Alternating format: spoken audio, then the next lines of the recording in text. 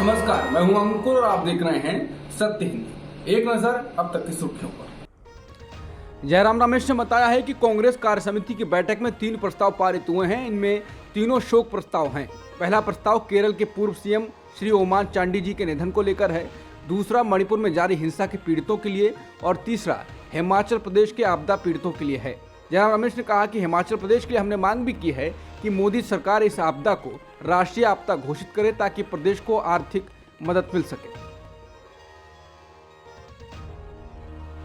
कांग्रेस कार्य समिति पर पूर्व वित्त मंत्री पी चिदम्बरम ने कहा है कि कांग्रेस कार्य समिति एक मसौदा प्रस्ताव पर विचार विमर्श कर रही है। विचार विमर्श अभी भी चल रहा है।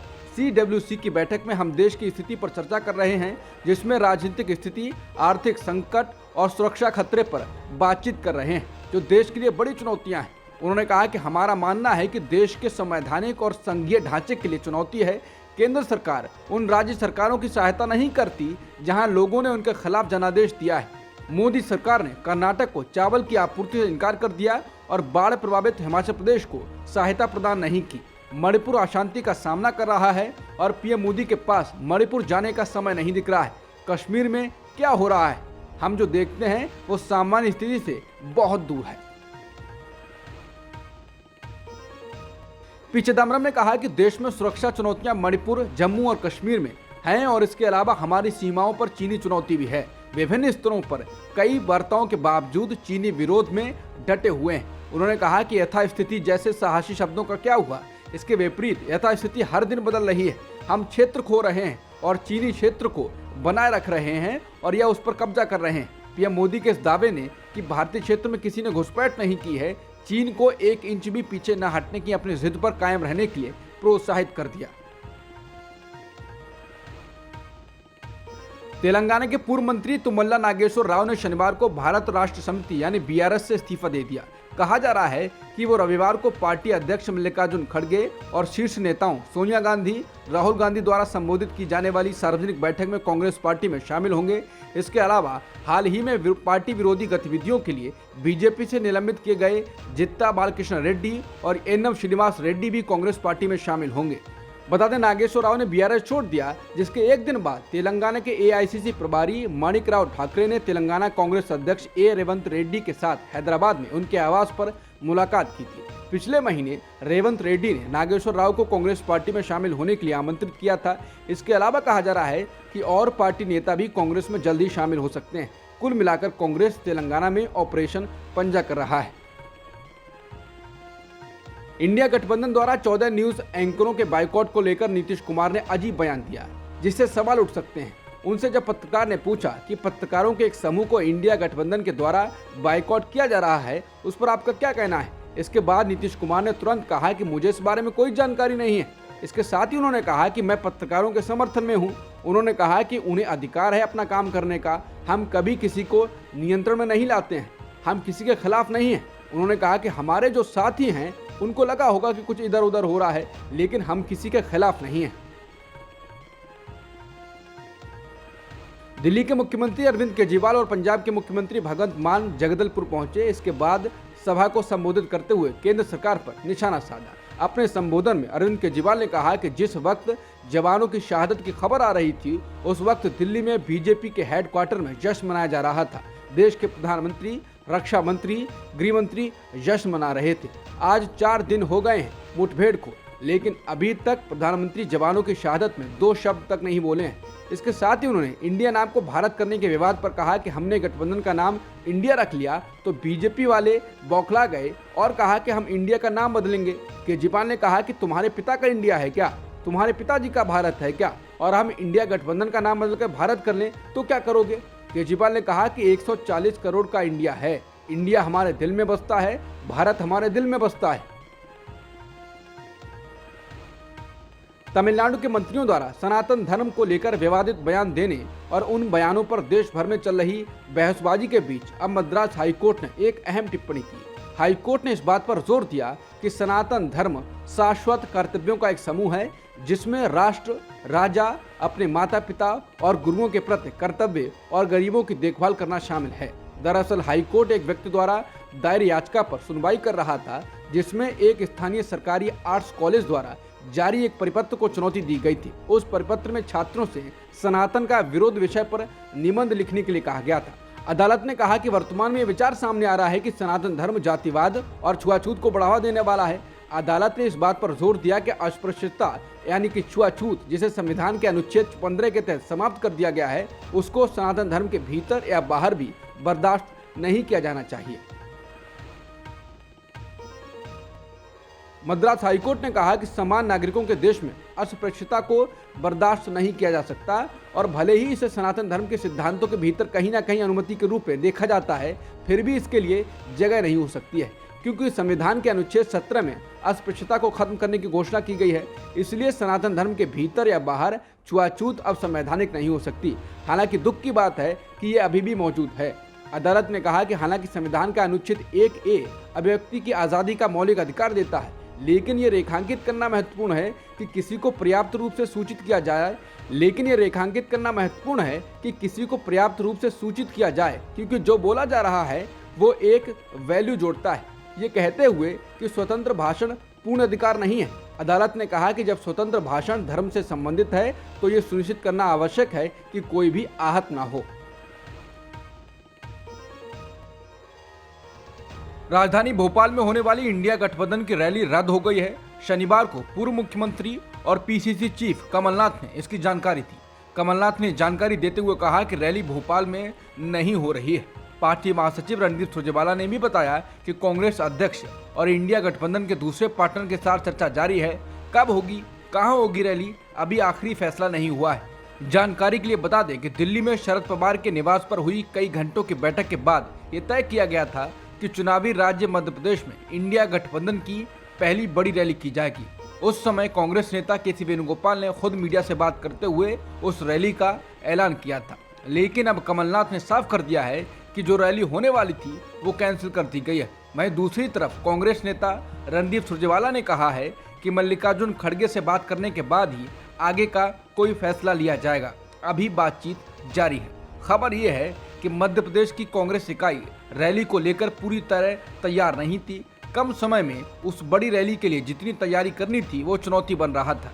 इसी वजह से भोपाल में होने वाली रैली को रद्द करना पड़ा।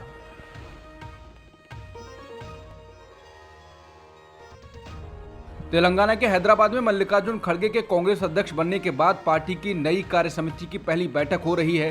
कांग्रेस कार्य समिति की बैठक को संबोधित करते हुए उन्होंने कहा कि प्रधानमंत्री और बीजेपी नेताओं के हमलों से हमारे इंडिया गठबंधन की 3 बैठकों की सफलता का अंदाजा लगाया जा सकता है। उन्होंने कहा, हमारा कारवां जैसे जैसे आगे बढ़ेगा उनके हमले तेज होंगे। इंडिया गठबंधन की मुंबई बैठक के बाद ईडी, आईटी, केंद्रीय जांच ब्यूरो को सरकार ने विपक्षी नेताओं से राजनीतिक बदला लेने के लिए लगा दिया है। यह स्वस्थ लोकतंत्र की भावना के खिलाफ है, लेकिन अफसोस कि ये हकीकत है। असम के मुख्यमंत्री हिमंता बिस्वा शर्मा ने मध्य प्रदेश के कटनी में एक जनसभा को संबोधित करते हुए कांग्रेस नेता राहुल गांधी पर निशाना साधा। उन्होंने कहा, अलायंस होने के बाद से हमारे देश में सनातन विरोधी माहौल बना है। यह अलायंस की एक सरकार तमिलनाडु में चलती है जिसका नेतृत्व डीएमके करती है। उस सरकार में कांग्रेस भी शामिल है।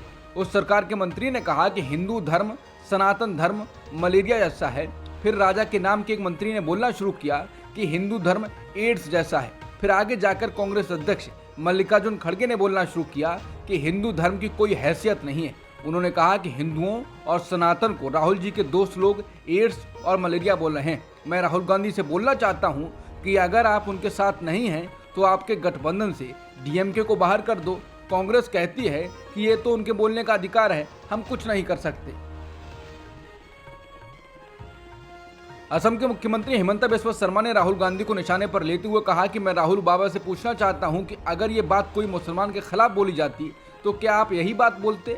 अगर मुसलमान के खिलाफ एक भी कांग्रेसी बोलता तो आप पार्टी से बाहर कर देते थे, लेकिन हिंदू के खिलाफ बोले तो कुछ नहीं बोले। आप खुद भी षड्यंत्र में शामिल हैं।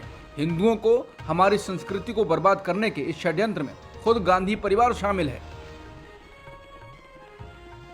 अडानी समूह में निवेश करने वाली एक फर्म का मॉरिशस ने मई 2022 में लाइसेंस रद्द कर दिया था। उस फर्म पर वित्तीय लेन देन और इसके लेखा जोखा को लेकर गंभीर आरोप लगाए गए हैं। उसका लाइसेंस रद्द किए जाने का मामला अडानी हिंडनबर्ग की रिपोर्ट आने के 8 महीने पहले आया था।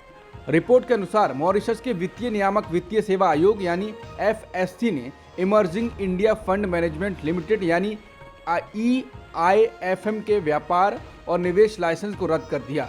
ये मॉरिशस स्थित उन 2 फंडों के नियंत्रक शेयरधारक थे जिन्होंने सूचीबद्ध अडानी कंपनियों में निवेश किया था और अब वे जांच के दायरे में हैं। द इंडियन एक्सप्रेस की रिपोर्ट के अनुसार FSC के फैसले में मनी लॉन्ड्रिंग पर अंकुश लगाने और कॉर्पोरेट गवर्नेंस सुनिश्चित करने के लिए बनाए गए कानूनों के कई प्रावधानों के उल्लंघन का फर्म EIFM पर आरोप लगाया गया। लोकसभा चुनाव 2024 को ध्यान में रखते हुए भाजपा ने रणनीतियां बनानी शुरू कर दी हैं। इसी कड़ी में भाजपा की उत्तर प्रदेश इकाई ने पार्टी के जमीनी स्तर के संगठन में बड़ा बदलाव किया है। शुक्रवार को अपने 98 जिला स्तरीय अध्यक्षों में से 69 को बदल दिया गया। उत्तर प्रदेश में यूं तो 75 जिले ही हैं, लेकिन यहाँ भाजपा ने अपने राज्य संगठन को 5 क्षेत्रों पश्चिमी, ब्रज, कानपुर, अवध, गोरखपुर और काशी के तहत 98 जिला स्तरीय इकाइयों में बांट कर रखा है।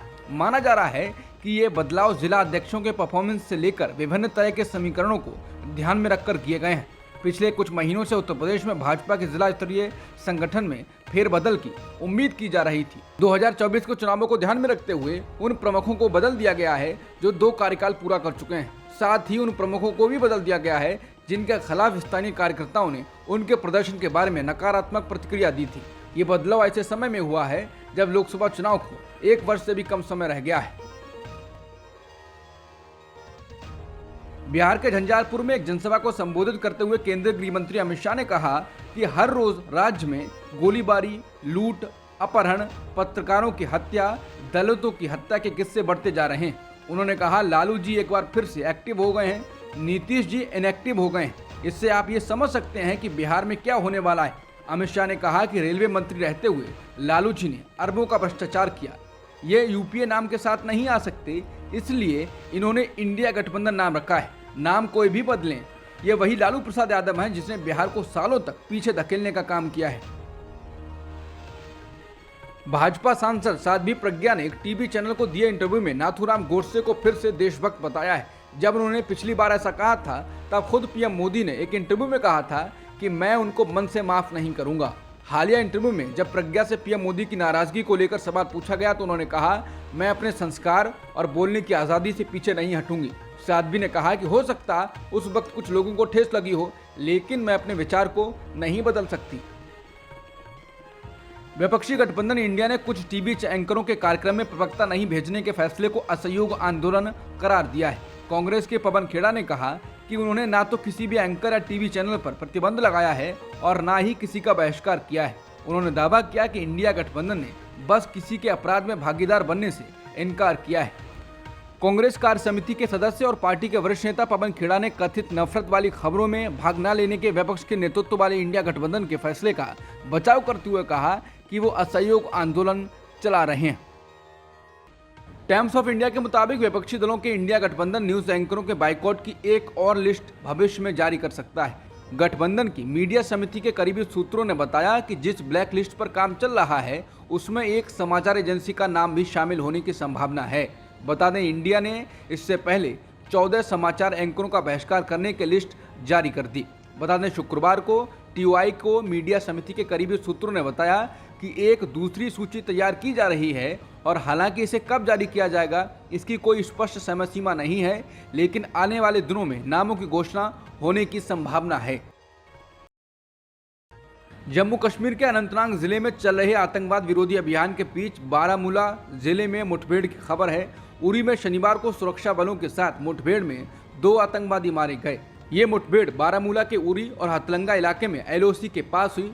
माना जा रहा है कि आतंकी घुसपैठ की कोशिश कर रहे थे। अब तक की खबरों में इतना ही। बाकी खबरों के लिए बने रहिए सत्यहिंदी.com के साथ।